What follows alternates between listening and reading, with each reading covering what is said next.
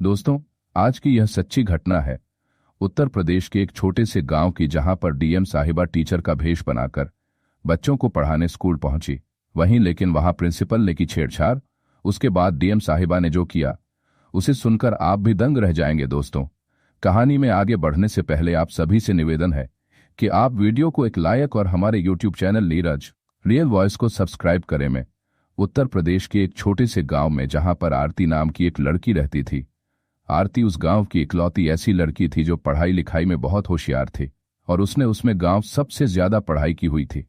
आरती के माता पिता ने आरती को पढ़ाने के लिए बहुत मेहनत की थी और साथ में आरती रेलवे की पढ़ाई भी कर रही थी। दोस्तों, आरती हमेशा यही चाहती थी कि उसके गांव में एक भी बच्चा अनपढ़ ना रहे और हर बच्चा पढ़ाई करे, चाहे वह लड़का हो या लड़की।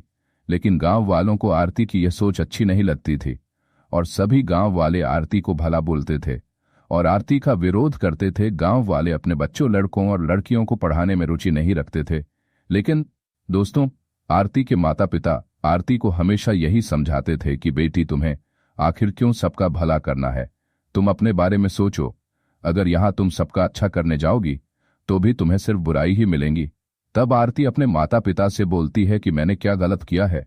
मैं तो यही चाहती हूं कि सबके बच्चे पढ़ाई करें और आगे बढ़े और हमारे गांव का नाम रोशन करें।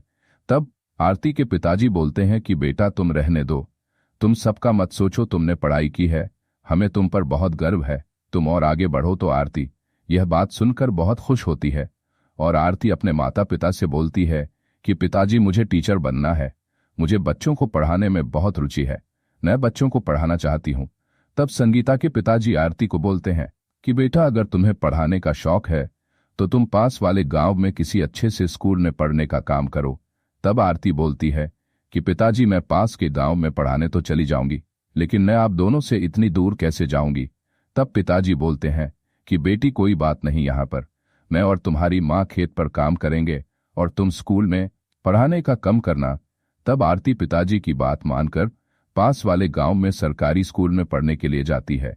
तब वहां के जो प्राचार्य थे, जिनका नाम था विकास यादव उस विद्यालय के प्राचार्य थे और वह बड़े ही कर्तव्यनिष्ठ एवं मिलनसार और सभ्य व्यक्ति थे। विकास यादव का नाम पूरे गांव में चलता था और उस गांव का हर व्यक्ति विकास यादव का बहुत सम्मान करता था, क्योंकि दोस्तों, विकास यादव ने उस गांव की भलाई के लिए ना जाने आज तक कितने ही काम किए थे। इस वजह से उस गांव का हर व्यक्ति विकास यादव को बहुत मानता था। अब दोस्तों, आरती भी उसी स्कूल में पढ़ाने का काम करने गई थी। जब आरती विकास यादव प्राचार्य से मिली तो आरती उनसे मिलकर बहुत खुश हुई और विकास यादव ने भी आरती को बच्चों को पढ़ाने के लिए हाँ भी कर दी थी। अब संगीता ने यह बात अपने घर जाकर अपने माता पिता को बताई कि मुझे पढ़ाने के लिए प्राचार्य ने हाँ कर दी है।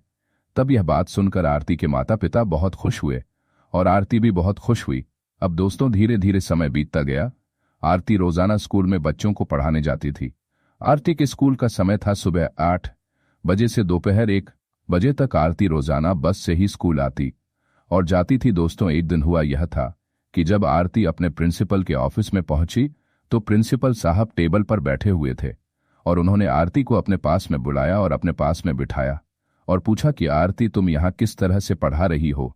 तुम्हारी क्लास में सारे बच्चे अच्छे से नहीं पढ़ रहे हैं, मुझे तुम्हें नौकरी से निकालना ही पड़ेगा। तब आरती बोलती है कि सर, अचानक क्या हुआ? मेरी क्लास में तो सारे बच्चे अच्छे से पढ़ाई कर रहे हैं और मुझे तो बच्चों को पढ़ाने में बहुत रुचि है, फिर आप ये कैसे कह सकते हैं कि मेरी क्लास के बच्चे अच्छे से पढ़ाई नहीं कर रहे हैं? तब जो प्रिंसिपल साहब थे वह आरती से बोलते हैं कि तुम मेरे सामने ज्यादा जुबान मत चलाओ, मैं जो भी बोल रहा हूं सही बोल रहा हूं। अब दोस्तों, आरती गांव की एक भोली भाली लड़की थी और उसे इन शहरी लोगों की चाल समझ नहीं आ रही थी। तब आरती बोलती है कि ठीक है सर, आप मुझे माफ कर दीजिए, मैं अब से बच्चों को पढ़ाने पर और ज्यादा ध्यान दूंगी। तब जो प्राचार्य थे वह बोलते हैं कि अब तुम बच्चों को पढ़ाने के साथ साथ यहाँ मेरे ऑफिस में रोजाना 1 घंटे फाइलों को व्यवस्थित करने का काम भी करोगी। तब आरती बोलती है कि ठीक है सर, मैं आपके ऑफिस की फाइलें भी व्यवस्थित करने में आपकी मदद करूंगी। अब दोस्तों, लगभग 2 सप्ताह हो गया था और आरती रोज रोज प्राचार्य के ऑफिस में फाइल व्यवस्थित करने जाती थी। एक दिन प्राचार्य ने आरती को घूर कर देखा और आरती के साथ छेड़छाड़ की। तब आरती बोली कि सर, आप यह क्या कर रहे हैं? तब प्राचार्य बोले कि तुम इतनी भोली भी मत बनो, तुम्हें पता है मैं क्या कर रहा हूं? अगर तुम मुझे ऐसा करने दोगी तो मैं तुम्हें डबल फीस दूंगा। ऐसा कहकर वह आरती के भोलेपन का फायदा उठाना चाहता है और तब आरती घबरा जाती है और आरती उस ऑफिस से निकलकर क्लास में चली जाती है। अब दोस्तों प्रिंसिपल यानी कि जो प्राचार्य थे वह चपरासी से बोलकर आरती को वापस से अपने ऑफिस में बुलवा है और आरती को धमकाते हैं कि अगर इस ऑफिस में जो हुआ वह बात तुमने किसी को बताई तो तुम्हारे लिए अच्छा नहीं होगा, मैं तुम्हें हमेशा हमेशा के लिए नौकरी से निकाल दूंगा। तब आरती और भी डर जाती है। और दोस्तों आरती का सपना था शिक्षिका बनना और बच्चों को पढ़ाना, तो आरती इस बारे में सोचकर चुप रहती है क्योंकि आरती अपने सपने पूरा करना चाहती थी। लेकिन आरती बहुत डर गई थी, बहुत घबरा गई थी।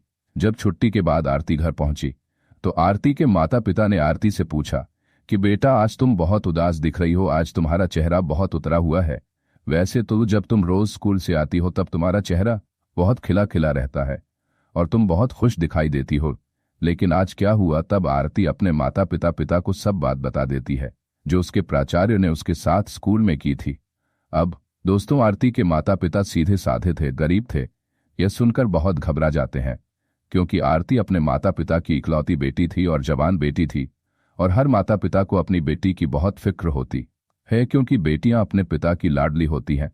उसी तरह आरती के माता पिता को भी आरती की बहुत फिक्र हुई थी और आरती के माता पिता आरती से कहने लगे कि तुम स्कूल जाना बंद कर दो, मैंने तो तुम्हें पहले ही बोला था कि आज का यह समय जो है भलाई का समय नहीं है, और देखो तुम्हारे साथ वही हुआ जिस बात का डर था। तब आरती बहुत रोती है। माता पिता आरती को चुप कराते हैं लेकिन आरती चुप नहीं होती है। तब आरती के माँ बाप बोलते हैं कि चलो हम उस प्राचार्य की शिकायत उस गांव के सरपंच से जाकर करते हैं। जब आरती अपने माता पिता को लेकर गांव के सरपंच के पास गई तो सरपंच ने भी उनकी कोई मदद नहीं की और उल्टा कर भगा दिया क्योंकि सरपंच को ऐसा लगता था कि आरती के माता पिता और आरती झूठ बोल रही हैं। तब आरती के माता पिता आरती से बोलते हैं कि देखा बेटा, बड़े बड़े लोगों के सब तलवे चाटते हैं और गरीब का कोई भी सहारा नहीं बनता है, गरीबी सबसे बड़ा श्राप है। तब आरती सोचती है कि कोई बात नहीं पिताजी, इस देश में कानून जिंदा है, हम जिले की डीएम साहिबा से जाकर कंप्लेन करते हैं। दोस्तों डीएम साहिबा का शहर के पास ही था और डीएम साहिबा का शहर के पास ही था और डीएम साहिबा का शहर के पास ही था, वहीं पर ड्यूटी कर रही थी। जब आरती अपने माता पिता को लेकर डीएम साहिबा के ऑफिस में पहुंची और जब यह सारी घटना डीएम साहिबा को बताई तो डीएम साहिबा इस घटना को सुनकर बहुत उदास हुई क्योंकि जो घटना आरती के साथ घटी थी वह कोई साधारण घटना नहीं थी। प्राचार्य ने अपने पद का बहुत गलत इस्तेमाल किया था, प्राचार्य को ऐसा नहीं करना चाहिए था। अब इस घटना को सुनने के बाद डीएम साहिबा प्राचार्य के स्कूल पहुंची तलाशी लेने, लेकिन वहां पर कोई सबूत न होने के कारण डीएम साहिबा वापस से अपने ऑफिस में गई क्योंकि प्राचार्य एक बड़ा व्यक्ति था, पूरे गांव में उसकी इज्जत थी, लोग उसे मानते थे और किसी भी इतने बड़े अधिकारी पर बिना सबूत के किसी भी तरह का इल्जाम लगाने पर डीएम साहिबा की नौकरी भी जा सकती थी। इसलिए डीएम साहिबा दिमाग लगाती है और डीएम साहिबा आरती को बोलती है कि ठीक है आरती, तुम कल स्कूल मत जाना और कल स्कूल मैं भी आऊंगी, लेकिन मैं भेष बदल कर आऊंगी। तब डीएम साहिबा गांव के उस स्कूल में भेष बदल कर साड़ी पहनकर और थोड़ा सा मेकअप करके सुंदर बनकर उस स्कूल में जाती है। जब डीएम साहिबा उस स्कूल में प्रवेश करती है तो वहां के जो प्राचार्य थे वह उन्हें देखते ही एकदम से चौंक जाते हैं क्योंकि डीएम साहिबा अच्छी नई साड़ी पहनकर और अच्छा मेकअप करके उस स्कूल में पहुंची थी और गांव में अचानक ऐसे पहुंचना साधारण बात नहीं थी क्योंकि गांव की लड़कियां भोली और साधारण थी। अब दोस्तों जब डीएम साहिबा प्राचार्य के दफ्तर में गई और डीएम साहिबा ने बोला कि सर मुझे यहां पर बच्चों को पढ़ाने के लिए नौकरी चाहिए, तब प्राचार्य ने बोला कि मैं तुम्हें बच्चों को पढ़ाने के लिए किसी भी तरह की नौकरी नहीं दे सकता।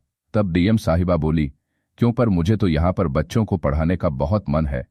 तब जो प्राचार्य थे वह बोले कि तुम बच्चों को पढ़ाने का कम नहीं करोगी, तुम यहाँ पर मेरे दफ्तर में बैठकर मेरे दफ्तर की फाइलों को व्यवस्थित करने का कम करोगी और मेरे दफ्तर में ही हमेशा बैठी रहोगी।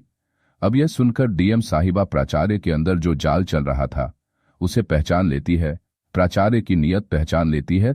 तब डीएम साहिबा कहती है कि ठीक है सर, आप जैसा कहेंगे मैं वैसी नौकरी यहां पर करने के लिए तैयार। तब प्राचार्य बोलते हैं कि ठीक है, तुम आज से अभी से ही यहां पर नौकरी करना शुरू कर दो। अब दोस्तों हुआ यह था कि जो प्राचार्य था वह डीएम साहिबा को घूर घूर कर देख रहा था और उनके ऊपर अपनी बुरी नजरें भी डाल रहा था। अब एक दिन तो ऐसे ही बीत गया। जब दूसरे दिन डीएम साहिब फिर से अच्छे से तैयार होकर उस स्कूल में पहुंची थी, तब डीएम साहिबा अपने साथ एक बहुत ही छोटी सी गुप्त चीज लेकर आई थी, और वह चीज थी एक पेन में लगा हुआ छोटा सा कैमरा। दोस्तों, उस वक्त उस छोटे से कैमरे की कीमत बहुत ज्यादा थी, और डीएम साहिबा ने वह कैमरा शहर से अपने कर्मचारी से बोलकर मंगवाया था। डीएम साहिबा ने उस कैमरे को अपने पास रखा हुआ था। डीएम साहिबा ऑफिस में पहुंची और उन्होंने प्रिंसिपल को सुप्रभात हाथ बोला और अपने काम पर लग गई। अब प्रधानाचार्य ने डीएम साहिबा को अपने पास बिठाया और उन्हें काम समझाने के बहाने वह उनके साथ छेड़छाड़ करने लगा। तब डीएम साहिबा बोलती है कि सर, आप यह क्या कर रहे हैं? आपने मुझे यहाँ पर फाइल व्यवस्थित करने बुलाया है या फिर मेरे साथ छेड़छाड़ करने? तब वह प्रधानाचार्य बोलता है कि तुम चुप रहो और मुझे मत सिखाओ। अगर तुम्हें यहाँ पर काम करना है तो तुम्हें यह सब तो करना ही पड़ेगा। तब डीएम साहिबा बोलती है कि नहीं सर, मुझे यह सब अच्छा नहीं लगता है, मेरे साथ ऐसा मत करो, मैं हाथ जोड़ती हूँ, मुझे यह सब पसंद नहीं है, आप मेरे साथ यह सब क्यों कर रहे हो? तब प्रधानाचार्य डीएम साहिबा को धमकाने लगता है कि अगर तुमने यह सब करने से मना किया तो मैं तुम्हें नौकरी से निकाल दूंगा और यहाँ पर कभी तुम्हें नहीं आने दूंगा। प्राचार्य हर महिला की मजबूरी का फायदा उठाता था, हर शिक्षिका को यही बात बोलकर। तब डीएम साहिबा बोलती है कि सर, आप जिस महिला के साथ छेड़छाड़ कर रहे हैं, क्या आपको पता है वह महिला कौन है? तब आचार्य साहब बोलते हैं कि हाँ, तुम इस स्कूल की सबसे खूबसूरत शिक्षिका हो और मेरा दिल तुम पर आ गया है। मैं हर समय तुम्हारी सुंदरता में ही खोया रहता हूं, मुझे तुम बहुत पसंद हो। जैसे ही डीएम साहिबा ने छेड़खानी वाली इन सब बात को सुना तो डीएम साहिबा गुस्से में आग बबूला हो गई और डीएम साहिबा ने वह सब कैमरे में कैद कर लिया था जो हरकत प्रिंसिपल डीएम साहिबा के साथ कर रहा था। अब डीएम साहिबा ने अपना असली रूप यानी कि जो अपना आईडी कार्ड था उस कार्ड को दिखाकर कहा कि तुमने जिस औरत के साथ आज इस ऑफिस में छेड़छाड़ की है वह औरत कोई साधारण नहीं बल्कि इस शहर की डीएम है, और आज तुमने बहुत गलत औरत के साथ छेड़छाड़ की है। क्योंकि दोस्तों, उस गांव के आसपास की जो भी कानून व्यवस्था थी वहां की सभी कानून व्यवस्था डीएम साहब के अधीन ही थी, और डीएम साहिबा ने फोन करके उस गांव के पुलिस थाने से कुछ पुलिस वालों को बुलाया और उसे स्कूल के प्रधानाचार्य को पकड़वा कर थाने पहुंचा दिया। जब प्राचार्य को पता चला कि उसने डीएम साहिबा के साथ छेड़छाड़ की है तो प्रार्थनाचार्य डीएम साहिबा से माफी मांगने लगता है और बोलता है कि मुझे माफ कर दो, मुझे नहीं पता था कि आप डीएम साहिबा हो, मुझे लगा आप भी आरती की तरह इस गांव की लड़की होगी। तब डीएम साहिबा बोली, आज तुम्हें तुम्हारे पाप का फल मिलेगा। अब दोस्तों, यह घटना पूरे गांव में फैल गई थी। जब सबने इस घटना को सुना तब सब गांव वाले उस प्राचार्य के ऊपर अपना गुस्सा दिखाने लगे और कहने लगे कि हमें तो आपको एक महान इंसान माना था, हम तो आपको फरिश्ता मानते थे कि आपकी वजह से हमारे बच्चे पढ़ पा रहे हैं, लिख पा रहे हैं, लेकिन आप तो बहुत बड़े हैवान निकले। तब वह गांव वाले बोलते हैं कि ऐसे इंसान को हमेशा हमेशा के लिए जेल में बंद कर देना चाहिए। प्राचार्य की बहुत बदनामी हुई। तब वहां पर जो सरपंच साहब खड़े थे उन सरपंच साहब ने आरती से बहुत माफी मांगी, क्योंकि उन सरपंच साहब को अपनी गलती का एहसास हो गया था। सरपंच साहब बोलते हैं कि आरती, मुझे माफ कर दो, जो मैंने तुम्हारी बात पर विश्वास नहीं किया और तुम्हें उस दिन उल्टा सीधा बोलकर भगाया। अगर मैं उस दिन तुम्हारी बात पर विचार करके बैठक बुला लेता तो शायद डीएम साहिबा के साथ भी यह घटना नहीं होती, मुझे माफ कर दो। तब डीएम साहिबा ने भी उस गांव के सरपंच को फटकार लगाई और कहा, तुम इस गांव के सरपंच हो, तुम्हारा हक बनता है इस गांव के हर एक व्यक्ति की सुरक्षा करना और हर एक व्यक्ति की बात को सुनना। आखिर तुमने इतनी बड़ी गलती कैसे कर दी? आरती एक बहुत ही साधारण सी लड़की है, अपने माता पिता की इकलौती बेटी है, उसके साथ यह सब कुछ हुआ और उसके बाद भी आरती ने हिम्मत दिखाई। अगर आरती की जगह और कोई लड़की होती इस गांव की तो शायद ही इस घटना को वह बाहर नहीं ला पाती, डर जाती और कुछ कर लेती। तो इसका जिम्मेदार कौन होता? वह तो आरती पढ़ी लिखी समझदार लड़की है, इसलिए ऐसा कुछ नहीं किया। तब उस गांव के सारे लोगों ने आरती और डीएम साहिबा का सम्मान किया और शुक्रिया अदा किया। डीएम साहिबा ने उस गांव के एक एक व्यक्ति से हाथ जोड़कर प्रार्थना की कि आज से इस गांव की हर बेटी और बेटा पढ़ाई करेंगे, आगे बढ़ेंगे। जब आरती को न्याय मिला तो आरती और उसके माँ बाप फूट फूट कर रोने लगे और डीएम साहिबा के पैर पकड़ने लगे और कहा कि आप हमारे लिए कोई फरिश्ता हो, आज आपकी वजह मेरी बेटी सुरक्षित है, अगर आप हमारी मदद करने नहीं आते तो पता नहीं क्या होता। सब लोग हमें झूठा ही समझते और कोई हमारा साथ नहीं देता। ये सुनकर डीएम साहिबा बोली, मैं कोई फरिश्ता नहीं हूं, मैं साधारण सी आपकी बेटी जैसी हूं आरती, मेरी बहन जैसी है। इसके बाद डीएम साहिबा ने उस गांव के शिक्षा क्षेत्र के जो वरिष्ठ सरकारी अधिकारी थे उनसे प्राचार्य की शिकायत की और प्राचार्य को हमेशा हमेशा के लिए उस गांव से बाहर निकाला गया और उनसे प्राचार्य का पद भी छीन लिया गया और उसके बाद प्राचार्य को कहीं पर भी नौकरी करने की अनुमति नहीं मिली और प्राचार्य की बहुत बदनामी हुई। तो दोस्तों, यह थी आज की कहानी। आपको कैसी लगी? संगीता के बारे में आपकी क्या राय है? कमेंट करके अवश्य बताइए।